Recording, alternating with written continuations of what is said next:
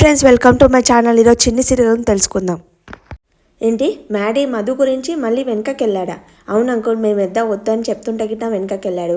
వాళ్ళ parents call చేశారు మామయ్య, అందుకని మధు ఒకటి ఎక్కడ అవుతుందని కన్నర్తో వెళ్ళిపోయాడు. అలా ఫోన్ చేస్తే వెనకకు వెళ్ళిపోతాడా?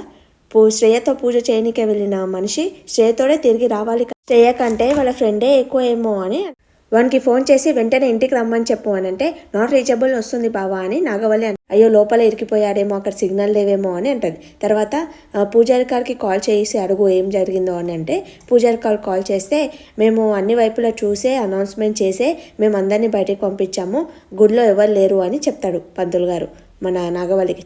మధు నేను ఇచ్చిన ప్రసాదం తిని ఒక మూలకు పడిపోయి ఉండొచ్చు, ఎవరికి కనిపించకపోవచ్చు, కానీ మ్యాడీ ఎక్కడికి వెళ్ళాడు అని లోకి. మ్యాడీ గుడంతా వెతుకుతే ఒక రూమ్లో మధు పడిపోయి ఉంటుంది. కిటికీల నుంచి చూస్తాడు. అయ్యో మధు మధు అని గట్టి పిలుస్తాడు, పలకది. అయితే డోర్ పలగొట్టి లోపలికి వెళ్తాడు.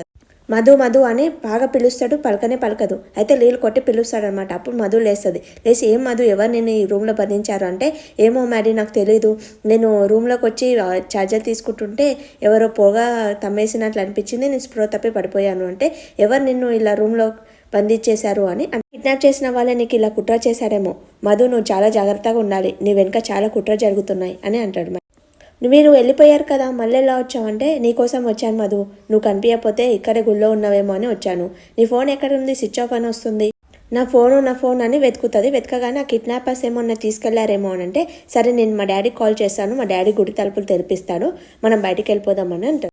ఛార్జింగ్ అయిపోయింది అని అంటాడు. ఛార్జింగ్ అయిపోగానే వెళ్ళి తలుపులు కొడితే ఎవరైనా తెరుస్తారులే అని మధు వాళ్ళ అమ్మ నాన్న టెన్షన్తో ఉంటారు.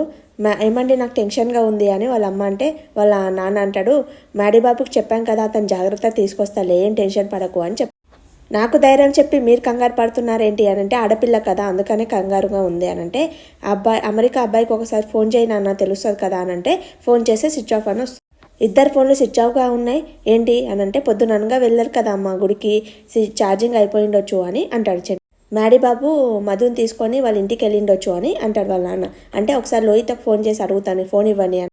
మన లోకికి ఫోన్ చేస్తుంది. లోకి ఫోన్ చేస్తే లోకి బయటకు వచ్చి మాట్లాడతాను అనమాట. చెప్పండి అంటే, మన మ్యాడీ బాబు కానీ మధు కానీ అక్కడికి వచ్చారా అమ్మ అని అంటే, లేదు రాలేరు, అక్కడికి ఏమన్నా వచ్చారంటే రాలేరు అంటే, ఇద్దరు కలిసి ఏమన్నా ఫోన్ చేశారా మీకు అంటే, చేయలేరు, వాళ్ళిద్దరు ఫోన్ స్విచ్ ఆఫ్ వస్తున్నాయి, ఒకవేళ నీకు ఫోన్ చేస్తే నాకు చెప్పండి అని చెప్తుంది. తర్వాత మీ గిట ఫోన్ వస్తే నాకు చెప్పండి అని చెప్తుంది. ఇక్కడ మ్యాడీ కనిపించట్లేదు, అక్కడ మధు కనిపించట్లేదు, అసలు ఏం జరిగిందని శ్రేయ అంటే, నా ప్లాన్ వర్కౌట్ అయ్యి మంచిగా అవుతుంది అనుకుంటే ఇలా అవుతుంది ఏంటి, అంతా జరిగింది నీ వల్లనే అని మ్యాడీ మధుని అంటాడు. ఎందుకంటే నువ్వు గుడిలో ఇరకకపోతే నేను ఎందుకు వచ్చేవాడిని, నేను ఎందుకు గుడిలో ఇరుకునేవాడిని, తర్వాత నేను అమెరికా వెళ్ళేవాడిని, నన్ను ఆపావు, అంతా నీ వల్ల, అందుకే ఇలా చీకట్లో ఉండాల్సిన పరిస్థితి వచ్చి. శ్రేయ అబద్ధాలు చెప్పి ఎంగేజ్మెంట్కి తొందర చేయడం కారణం నువ్వు, అందుకే చీకట్లో ఉండాల్సిన పరిస్థితి వచ్చి. ఎంగేజ్మెంట్ అయినా పెళ్లికి తొందరపడినా మంగళ్య పూజ చేయడానికి గుడికి తీసుకొచ్చాడు, దాని కారణం ఎవరు, నువ్వు, అందుకే చీకట్లో ఉన్నావు. మాంగళ్య పూజకు వచ్చిన మనము ఇలా ఇరుక్కుపోవడం కారణం నువ్వు. రేపు శ్రేయకు నాకు పెళ్ళైన తర్వాత నేను బాధపడ్డా దానికి కారణం నువ్వే అవుతావు. నా లైఫ్ అంతా చీకట్లో ఉండడం కారణం నువ్వే అవుతావు. నా వల్లనే నీ లైఫ్ చీకటి అయిందని అంటావా? అవును, నీ వల్లనే అయ్యింది. లైఫ్లో చీకటి నేనే కదా, సరే ఇప్పటి నుంచి అల్లి చీకటి నీ లైఫ్లో ఉండదు అని మధు వెళ్ళిపోయి అక్కడ దూరం వెళ్ళి మధు కూర్చుంటే మధు పక్కలో వచ్చి కూర్చాడు. ఏంటి చీకటి పక్కకు వచ్చావంటే, అక్కడ చీకటిగా ఉందంటే, చీకటి నేనే కదా, అక్కడ నుంచి వచ్చేసాను కదా, నువ్వు వచ్చేసినా కానీ అక్కడ చీకటే ఉంది అని అంటాడు.